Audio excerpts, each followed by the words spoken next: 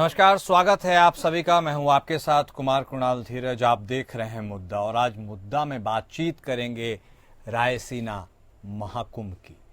नई दिल्ली में आयोजित प्रतिष्ठित रायसीना डायलॉग 2025 एक बार फिर वैश्विक नीति, कूटनीति और भू राजनीति के सबसे प्रभावशाली नेताओं और विचारकों को एक मंच पर लेकर आया है। इस वर्ष बदलते वैश्विक शक्ति संतुलन, संप्रभुता की रक्षा और अंतर्राष्ट्रीय संबंधों में निष्पक्षता की बहस केंद्र में रही। अपने संबोधन में अमेरिका की राष्ट्रीय खुफिया निदेशक तुलसी गबार्ड ने भारत की समृद्ध संस्कृति और लोकतांत्रिक मूल्यों की सराहना की। उन्होंने अलोहा और नमस्ते जैसे शब्दों के आध्यात्मिक और गहरे अर्थ को समझाते हुए कहा कि ये केवल अभिवादन नहीं बल्कि सम्मान और एकता का प्रतीक है। दूसरी ओर भारतीय विदेश मंत्री एस जयशंकर ने कार्यक्रम के दौरान पश्चिमी देशों की नीतियों पर सवाल खड़े किए। सिंहासन और कांटे, राष्ट्रों की अखंडता की रक्षा सत्र में भारत के विदेश मंत्री डॉक्टर एस जयशंकर ने वैश्विक राजनीति के दोहरे मानदंडों पर कड़ा प्रहार किया। उन्होंने संप्रभुता और क्षेत्रीय अखंडता के सिद्धांतों को रेखांकित करते हुए सवाल उठाया कि वैश्विक मंच पर निष्पक्षता क्यों नहीं दिखती। उन्होंने भारत के कश्मीर मुद्दे और संयुक्त राष्ट्र की भूमिका पर गंभीर सवाल उठाए। साथ ही पश्चिमी देशों की राजनीति में हस्तक्षेप और सत्ता परिवर्तन की नीति पर खुलकर अपनी बात रखी। विदेश मंत्री डॉक्टर एस जयशंकर ने कहा कि हमें एक मजबूत संयुक्त राष्ट्र की जरूरत है, लेकिन एक मजबूत संयुक्त राष्ट्र के लिए निष्पक्ष संयुक्त राष्ट्र होना जरूरी है। आज यह समझना महत्वपूर्ण है कि दुनिया में संतुलन और शेयरधारिता बदल गई है। हमें एक अलग बातचीत की जरूरत है, हमें एक अलग व्यवस्था की जरूरत है। तो रायसीना डायलॉग 2025 में वैश्विक नीति, कूटनीति, भू राजनीति के सबसे प्रभावशाली नेताओं को एक मंच पर तो लेकर के आया ही है, लेकिन इसके साथ ही इसके आयाम भी बढ़ते नजर आ रहे हैं। साफ तौर पर यदि बात की जाए भारतीय विदेश मंत्री एस जयशंकर की, तो उन्होंने कार्यक्रम के दौरान पश्चिमी देशों की नीतियों पर ही सवाल खड़े किए।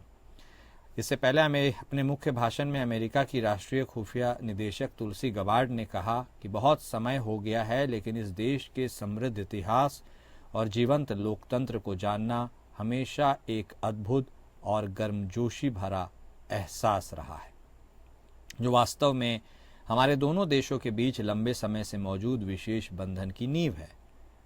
अलोहा और नमस्ते शब्दों का उन्होंने जिक्र किया और कहा कि धारणा के विपरीत यह केवल अभिवादन नहीं, इन दोनों के बहुत गहरे आध्यात्मिक शक्तिशाली अर्थ हैं और उनके लिए जीवन के मूल और हृदय में रहने वाले तत्व हैं। उन्होंने आशा भी जताई कि ये रायसीना में सार्थक संवाद और बातचीत को प्रेरित करेंगे। गबार्ड ने और भी उल्लेख किया। उन्होंने कहा, ये शब्द हमारे प्रत्येक हृदय में मौजूद शाश्वत दिव्य आत्मा की पहचान है। यह संकेत है कि हम सभी जुड़े हुए हैं, हम सभी ईश्वर की संतान हैं। और रायसीना डायलॉग अपने आप में एक गहन चिंतन का विषय तो रहा ही, एक मंच भी रहा। शीर्ष नेताओं ने वहां पर अपनी एकजुटता भी दिखाई और उससे जो बातें निकली हैं, उन बातों का क्या अर्थ है, उन बातों की गूंज जो भारतीय विदेश मंत्री ने कही है, क्या उसकी गूंज आने वाले समय में सुनाई तो दे रही है, क्या वह दिखाई भी महसूस की जा सकेगी धरातल पर, यह देखना दिलचस्प है। इस पर हम चर्चा करेंगे। हमारे साथ हमारे खास मेहमान जुड़ चुके हैं। हमारे साथ सामरिक मामलों के जानकार संजीव श्रीवास्तव साहब जुड़ चुके हैं। हमारे साथ बतौर रक्षा विशेषज्ञ दिनेश शर्मा साहब भी जुड़ गए हैं। आप दोनों खास मेहमान का स्वागत है। शुरुआत श्रीवास्तव साहब आपसे। देखिए सर, ये जो बदलते शक्ति संतुलन की बात हो रही है, अंतर्राष्ट्रीय संबंधों में निष्पक्षता बहस के केंद्र में है। रायसीना डायलॉग एक ऐसा मंच जिससे इस बार भारत के विदेश मंत्री एस जयशंकर ने भी कहीं न कहीं खुलकर अपनी बात रखी, जो आमतौर पर वेस्ट के ऊपर पक्षपात के आरोप लगते हैं। शायद संभवतः आप बेहतर समझा पाएंगे, आशय वही है। ऐसे में ये जो पूरा डायलॉग है जिसमें अमेरिका के प्रतिनिधि भी रहे, हमारे विदेश मंत्री एस जयशंकर ने भी बातें रखी, इसका निष्कर्ष या निचोड़ यदि आम जनता को समझना हो, इसका क्या रिजल्टेंट है, तो उसे क्या समझना होगा सर? देखिए कुणाल जी, संवाद, डायलॉग किसी भी लोकतंत्र का आधार होता है। बिना संवाद के, बिना डायलॉग के, बिना समझदारी के, बिना एग्री टू डिसएग्री की स्पिरिट से के कोई भी लोकतंत्र सफल नहीं हो सकता। भारत विश्व का सबसे बड़ा लोकतांत्रिक राष्ट्र है। भारत में लोकतंत्र की जड़ें बहुत मजबूत हैं और भारत लोकतांत्रिक मूल्यों को लगातार प्रमोट करने का कार्य करता है और भारत जाहिर है कि विश्व के अन्य लोकतांत्रिक राष्ट्रों के साथ अपने संबंधों को भी इन साझा लोकतांत्रिक मूल्यों के आधार पर बना रहा है। अमेरिका उसका एक उदाहरण है, विश्व के अनेक जो क्वाड के देश हैं उसका उदाहरण है। अनेकों जहां कहीं भी लोकतांत्रिक जो मूल्य प्रैक्टिस किए जाते हैं उनके सभी देशों के साथ भारत के संबंध बहुत ही मित्रवत हैं, अच्छे हैं और इसको और अधिक सशक्त को मजबूत बनाने की आवश्यकता है। एक ऐसे समय में कि जब विश्व में लोकतांत्रिक मूल्यों पर जाहिर है कि आधिपत्यवादी मूल्यों के द्वारा, आतंक परस्त ताकतों के द्वारा, विस्तारवादी ताकतों के द्वारा बड़े हमले किए जा रहे हैं ऐसे, और पूरे विश्व का जो एक डेमोक्रेटिक रूल्स बेस्ड ऑर्डर है उसको बिगाड़ने की साजिशें चल रही हैं। ऐसे में ये जो लोकतांत्रिक संवाद है इसका महत्व और अधिक बढ़ जाता है। और इस वर्ष ये जो रायसीना डायलॉग है जो 2016 में आरंभ किया गया था और ये जाहिर है कि इसका 10वां संस्करण इस वर्ष आयोजित किया जा रहा है, जिसमें कि इनॉग्रेल सेशन में ही 31 राष्ट्रों के प्रतिनिधियों ने पार्टिसिपेशन किया है। और ओवरऑल देखें तो ये 3 दिनों का जो एक महाकुंभ, जो आपने बहुत अच्छा शब्द इस्तेमाल किया, विचारों का महाकुंभ, तो उसमें जो 131 देशों के लोगों ने इसमें अपना पार्टिसिपेशन किया है और ये एक जाहिर है कि वैश्विक विषयों पर विचार का एक बहुत ही महत्वपूर्ण केंद्र बन करके उभरा है। सांग्रीला डायलॉग पहले ही एक बड़ा मंच था सिंगापुर में जो आयोजित होता है और जाहिर है कि रायसीना डायलॉग भी भारत में एक बहुत ही महत्वपूर्ण विचारों के मंच के रूप में, विचारों के महाकुंभ के रूप में स्थापित हो चुका है। और इसमें अनेक जो वैश्विक मुद्दे हैं, चुनौतियां हैं, अवसर हैं, सभी के ऊपर एक गंभीर विचार मंथन किया गया है। और इस डायलॉग में जो यूनाइटेड स्टेट्स ऑफ अमेरिका के director of national intelligence Tulsi Gabbard ने भी अपना संबोधन दिया, न्यूजीलैंड के प्राइम मिनिस्टर ने भी इनॉग्रेल एड्रेस दिया और जाहिर है कि अनेकों जो महत्वपूर्ण जो ग्लोबल लीडर्स हैं, जो चाहे वो पॉलिटिशियंस हों, चाहे वो ब्यूरोक्रेट्स हों, पॉलिसी मेकर्स हों, एकेडमिक वर्ल्ड के लोग हों और कॉर्पोरेट जगत के लोग हों, मीडिया के लोग हों, सभी इसमें उन्होंने अपना गहरा पार्टिसिपेशन किया है। और निसंदेह यहाँ से जो आउटकम्स आएंगे उसका जो विश्व की जो पॉलिसी मेकिंग है, भारत की जो पॉलिसी मेकिंग है, उसमें जाहिर है कि इसका एक गहरा असर पड़ता है। और आउट ऑफ बॉक्स थिंकिंग, जो थिंक टैंक्स की जो भूमिका होती है वो एक आउट ऑफ बॉक्स थिंकिंग को और एक विचारों, एक समस्याओं को नए तरीके से, नए अप्रोच के साथ देखने के ऊपर भी बल होता है। तो इससे जाहिर है कि अनेक इंसाइट्स निकलती हैं और उन इंसाइट्स का जो इस्तेमाल है वो सरकारें करके अपने नीतियों को बेहतर बना सकती हैं। तो जाहिर है कि यहाँ पे जो भी डेलिब्रेशंस हुए हैं उसके ऊपर एक गंभीर मंथन आने वाले समय में पॉलिसी जो डिसीजन मेकिंग जो शक्तियां हैं वो अवश्य उसको करेंगी और एक पब्लिक ओपिनियन मेकिंग भी इससे होती है। जो आम जनता होती है उसके भी जो विचारों को इस तरीके के जो मंच हैं वो शेप करते हैं। तो इसका बहुत बड़ा महत्व है और इसका महत्व हर वर्ष प्रति वर्ष ये इसका महत्व बढ़ता जा रहा है। और जैसा कि मैंने कहा कि एक बहुत ही महत्वपूर्ण एक विचारों के वैश्विक मंच, विचारों के महाकुंभ के तौर पर उभरा है। नहीं, ठीक कह रहे हैं आप श्रीवास्तव साहब, और गहन विचारों का यह मंच है रायसीना। यूं तो डायलॉग नाम है लेकिन महाकुंभ भी कहना कोई ज्यादा गलत नहीं होगा। ऐसे में कर्नल साहब अब आपका रुख करते हैं। देखिए, बात इसमें केवल विचारों तक सीमित नहीं रहती। जब बात होती है तो फिर उसके दूरगामी परिणाम भी क्या हो सकते हैं, ये तो खैर अपने आप में एक सवालिया निशान है। लेकिन कुछ न कुछ तो सर अंतर जरूर होता होगा, क्योंकि बात विदेश मंत्री एस जयशंकर ने रक्षा के क्षेत्र में भी की है। उन्होंने साफ तौर पर कहा है कि सेकेंड वर्ल्ड वार के बाद यदि किसी गैर देश का सबसे ज्यादा कहीं पर कब्जा रहा है तो वो भारत का कश्मीर रहा है। जब बात सुलझाने के लिए संयुक्त राष्ट्र जाते हैं तो यह बात सुलझाने की बजाय विवाद और गहरा गया।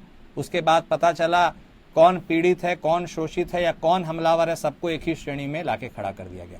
तो ये जो कुछ तीखे तेवर विदेश मंत्री एस जयशंकर के बोल में नजर आए, इशारा साफ है पक्षपात की ओर। तो ऐसे में आपको लगता है कि ये कंस्ट्रक्टिव डायलॉग भी होगा और अब लोगों को सुनने और समझने की जरूरत होगी कि भारत कुछ बोल रहा है। कुणाल जी मैं जवाब दे सकता हूं? जी सर, बिल्कुल। कुणाल जी, जो आपने बहुत एक अहम मुद्दे के ऊपर अभी बातचीत कर रहे हैं, मैं उसके ऊपर आऊंगा, पर उससे पहले मैं ये कहना चाहता हूं, देखिए जब आप 130 कंट्रीज के लोग, चाहे वो नेता हैं, उनके हेड ऑफ द स्टेट हैं या उनके रिप्रेजेंटेटिव हमारे देश के अंदर आते हैं, तो हम एक अलग किस्म की पॉजिटिव वाइब्स जो क्रिएट करते हैं। और आज मुझे बड़ा गर्व हो रहा है कि इस मंच से दुनिया के सबसे पावरफुल कंट्री का एक नेता जो है, जब वो बात करता है भारत के बारे में, भारत की संस्कृति के बारे में, भारत के इतिहास के बारे में, तो ये मेरा मानना है कि जो 130 देशों के लोग वहां बैठे हुए हैं उस हॉल के अंदर, जब उनको सुन रहे हैं तुलसी गबार्ड जी को, तो उस समय उनके दिलो दिमाग के अंदर एक प्रकार की उत्सुकता जागती है। जो उत्सुकता जब जागती है तो वो ज्यादा हमारे बारे में विचार करना शुरू कर देते हैं, जिस प्रकार से एक हमारा एक स्थान बन जाता है लोगों के दिलो दिमाग में, और यही लोग जो जाके हमारे एक प्रकार से एम्बेसडर होते हैं, जो अपने देश में जाकर हमारे बारे में बात करते हैं। देखिए साहब, ये जिस प्रकार से पिछले 2016 से जो डायलॉग चल रहा है, इससे विश्व पटल के ऊपर हम लोग अपनी विदेश नीति को लोगों को समझाने में सफल हुए हैं। इसके 100% फायदे हमें आज ना मिले, लेकिन आने वाले दिनों के अंदर हमें इसके फायदे मिलेंगे और हमारी इमेज जो है वो बढ़ेगी। अब आ जाते हैं, आपने जो बहुत इंपॉर्टेंट टॉपिक किया, जो हमारे आदरणीय फॉरेन मिनिस्टर साहब ने इस फोरम के अंदर बात किया, मैं उनसे पूरी तरह से सहमत हूँ। यूनाइटेड नेशन ऑर्गेनाइजेशन ने आज की तारीख में, जब पिछले कई सालों से देखिए कि जो उनको रोल दिया गया है, उनको क्या उन्होंने निभाया है। किस लिए बनी थी United Nation Organisation Second World War के बाद, कि आने वाले दिनों में किसी प्रकार की युद्ध ना हो, जबकि हमेशा शांति का वातावरण भारत विश्व के अंदर बना रहे। Peacekeeping role. हाँ। यूएनओ ने क्या किया है मिडिल ईस्ट के इजराइल हमास के युद्ध में? यूएनओ का क्या रोल रहा है? अमेरिका रशिया और यूक्रेन के उसमें है, वो एक मूक दर्शक की तरह बैठे हुए हैं यूनाइटेड नेशन। और मुझे ये कहने में कोई शर्मिंदगी नहीं है कि आज की तारीख में जिसकी लाठी उसी की भैंस। तो हमारे जो विदेश मंत्री साहब ने बताया, ये एक प्रकार से उन्होंने विश्व को आईना दिखाया है। ये जो वेस्ट की ड्यूल नीति होती है कि अगर उनके यहाँ पे कोई टेररिज्म की एक्टिविटीज होती है तो वो इसको बड़ा सीरियसली ले लेते हैं। भारत के अंदर या किसी अन्य देश के अंदर कोई टेररिज्म की कोई घटना होती है तो उसके ऊपर वो लोग जरा ध्यान भी नहीं देते हैं। उसको डिस्कस तो क्या करना है, उसके ऊपर वो गुड टेररिज्म और बैड टेररिज्म के बात में करना चाहते हैं। उनको मालूम है कि आज की तारीख के अंदर पाकिस्तान जो है वो एपी सेंटर है टेररिज्म का, लेकिन फिर भी आप $397 मिलियन जो है वो उनको दे देते हैं। हर प्रकार की आपने उनको स्पेशल नाटो का जो वो दर्जा दिया हुआ है, तो कम से कम आप के अंदर चले जाते हैं, उनके ऊपर हमला करते हैं, रिजीम चेंज कर देते हैं कि हम डेमोक्रेसी का जो है समाधान चाहते हैं, हम डेमोक्रेसी की करते हैं। लेकिन क्या जो यूनाइटेड नेशन को देखना पड़ेगा कि किस प्रकार से जो पावरफुल कंट्री है अपने वेस्टेड इंटरेस्ट के लिए जो है वो जो रिजीम चेंज कर रहे हैं और उन देशों के अंदर इस प्रकार की खलबली और मतलब इंस्टेबिलिटी आ जाती है, वो पर्टिकुलर देश ही नहीं बर्बाद होता बल्कि उस रीजन के बाकी भी जो देश होते हैं वो बर्बाद होते हैं। तो हमारे जिस प्रकार के मुद्दे उठाए जा रहे हैं, चाहे वो जियो पॉलिटिक्स है, जियो इकोनॉमिक्स है, इस मंच के ऊपर से जो उठाए जा रहे हैं, तो ये एक प्रकार से लोगों को बताना है कि ये जो ड्यूल पॉलिसी है उससे जो है पूरे विश्व के अंदर शांति स्थापित नहीं हो सकती। आपको जो है अपने नैरेटिव चेंज करने पड़ेंगे। अब मैं कुणाल साहब 1 मिनट के लिए मुझे और दीजिएगा। बोलिए सर, बोलिए। कुणाल जी, आज से पहले क्या होता था, 20 जनवरी से पहले लोगों को पता था कि ये हमारे मित्र देश हैं और ये हमारे एडवर्सरीज हैं। 20 जनवरी के बाद पता ही नहीं चल रहा कि कौन दोस्त है और कौन दुश्मन है। आज से पहले जो है विश्व के स्तर के ऊपर जहाँ यूरोपियन कंट्रीज के अंदर जब भी किसी प्रकार की कोई संधि या वार्तालाप या समझौते होते थे, रशिया को बाहर रखा जाता था। लेकिन आज की तारीख के अंदर रशिया और अमेरिका के आपस के अंदर वार्तालाप हो रहा है और यूक्रेन को बाहर रखा जाता है। तो ये प्रकार की जो है आप अच्छा मैसेज नहीं दे रहे हैं पूरे वर्ल्ड को एज ए वर्ल्ड लीडर होने के नाते, चाहे वो अमेरिका है, रशिया है, चाइना है, तो सबको जो है आपने एक सिस्टमैटिक ढंग से जो है उस जो है पूरा जो है विश्व तरक्की कर सकता है और शांति कर सकता है। और मैं जो है अपनी मिनिस्ट्री ऑफ डिफेंस और ये ऑब्जर्वर को तहे दिल से बधाई देना चाहता हूं कि वो इस प्रकार का जो डायलॉग और इस प्रकार के समागम जो है हर साल करते हैं, जिससे कि विश्व के पटल के ऊपर हम अपनी विदेश नीति और इसके क्या फायदे हुए हैं वो हम लोगों को बता सकें। ये रायसीना डायलॉग का ही मेरा ये मानना है कि ये जो क्लाइमेट चेंज के ऊपर हमारी आवाज बुलंद हुई और उसका ये कंसीक्वेंस हुआ कि पेरिस का जो क्लाइमेट का संधि हुई है। उसके बाद एक्ट ईस्ट पॉलिसी भी इसी की एक आउटकम है। हमारा साबरमल प्रोजेक्ट जो है वो इस टेररिज्म को जो है हमने विश्व पटल के ऊपर लाया। ठीक है जी कुणाल जी, ठीक कह रहे हैं। शर्मा साहब, आपने जो कहा, अब एक बार श्रीवास्तव साहब, सर आप इत्तेफाक रख रहे हैं शर्मा साहब की बात से? 20 जनवरी की तारीख का उन्होंने जिक्र किया, कहने का आशा है कि जो पहले दोस्त थे क्या वह अभी भी दोस्त हैं, या दोस्त कौन है दुश्मन कौन है पहचानने पर। एक और इंटरेस्टिंग चीज है सर कि ट्रम्प साहब ने पाकिस्तान के विषय में यह भी कहा था, स्वेरिंग इन के टाइम के समय की बात है, जब वो कह रहे थे कि पाकिस्तान ने बहुत अच्छी भूमिका निभाई थी जब उनके कुछ सैनिकों को मार दिया गया था, 16 सैनिकों के आसपास को, तब उन्होंने, जो पाकिस्तान है, उन्होंने एक हेल्पिंग हैंड दिया था यूनाइटेड स्टेट्स के तरफ, और तब जाकर के बहुत सारी चीज़ें ठीक हो पाई थी। आप शर्मा साहब की इन बातों से इत्तेफाक रखते हैं, इस पर एक व्यू पॉइंट जरूर दे दीजिएगा। और दूसरा बात यह भी बता दीजिए सर, जो जयशंकर साहब बोल रहे हैं कि हमें एक निष्पक्ष संयुक्त राष्ट्र चाहिए, मजबूत तो चाहिए, निष्पक्ष भी चाहिए, क्या एक तरह से कटाक्ष है कि अभी तक जो चलता आ रहा है वैसा ही चलता रहा तो वह निष्पक्षता नहीं होगी?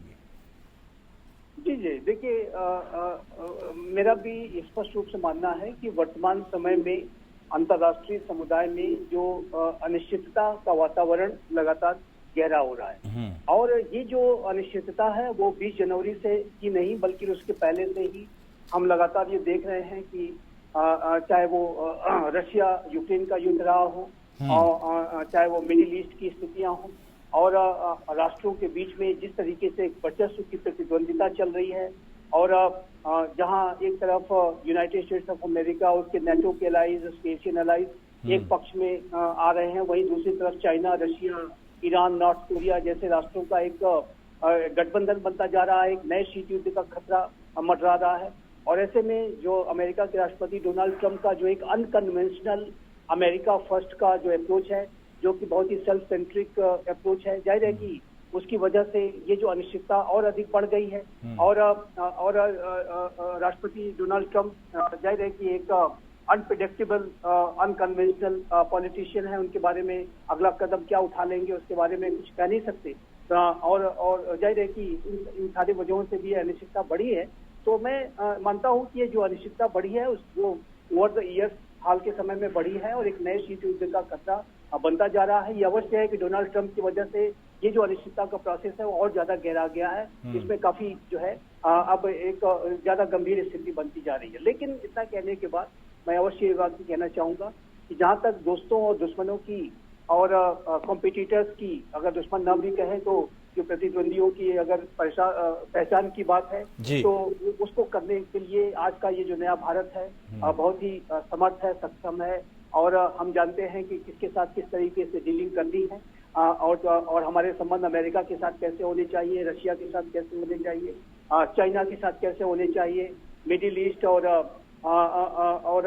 इंडो पैसिफिक रीजन में क्या रणनीतियां अख्तियार करनी है। तो मेरा ऐसा मानना है कि भारत के प्रधानमंत्री श्री नरेंद्र मोदी और उनकी जो एक बहुत ही स्ट्रांग जो टीम है, Shri Ajit Doval national security adviser, foreign minister के तौर पर श्री एस जयशंकर, और पूरा जो विदेश मंत्रालय, रक्षा मंत्रालय और पूरा भारत का सरकार का जो एस्टेब्लिशमेंट है वो सारी स्थितियों को बहुत गंभीर तरीके से जानता है, समझता है, और दोस्तों और कॉम्पिटिटर्स की पहचान करने में कोई दिक्कत नहीं है। और मेरा ऐसा मानना है कि हम हर एक स्थिति को डील कर सकते हैं। ठीक है। और लेकिन इतना कहने के बाद मैं ये अवश्य कहूंगा कि वर्तमान समय में जिस तरीके से वैश्विक चुनौतियां बढ़ रही हैं, वैश्विक अनिश्चितता बढ़ रही है, ऐसे में आने वाले समय में जो भारत का जो रोल है, जो भारत की भूमिका है, और जैसा कि इस रायसीना डायलॉग में कहा गया है, इसका जो थीम है वो काल चक्र रखा गया है। तो काल चक्र जैसे बदल रहा है, व्हील ऑफ टाइम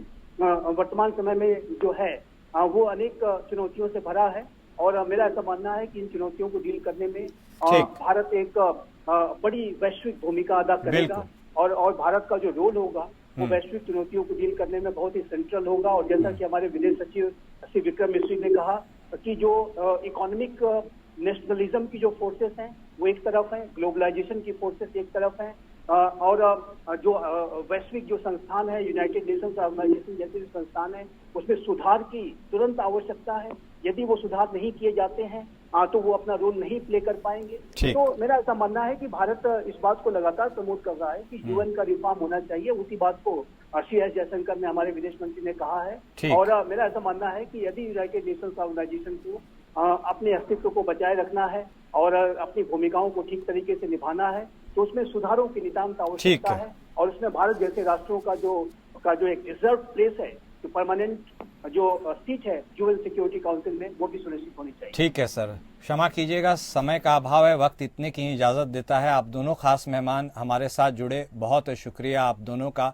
तो बदलते शक्ति संतुलन और इन तमाम तरह के जो चेंजेस हैं जियोपॉलिटिकल, उसके बीच रायसीना का यह डायलॉग और भारत की भूमिका अपने आप में कुछ इशारा करती है। इशारा साफ है, भारत अब दबाव में नहीं रहने वाला।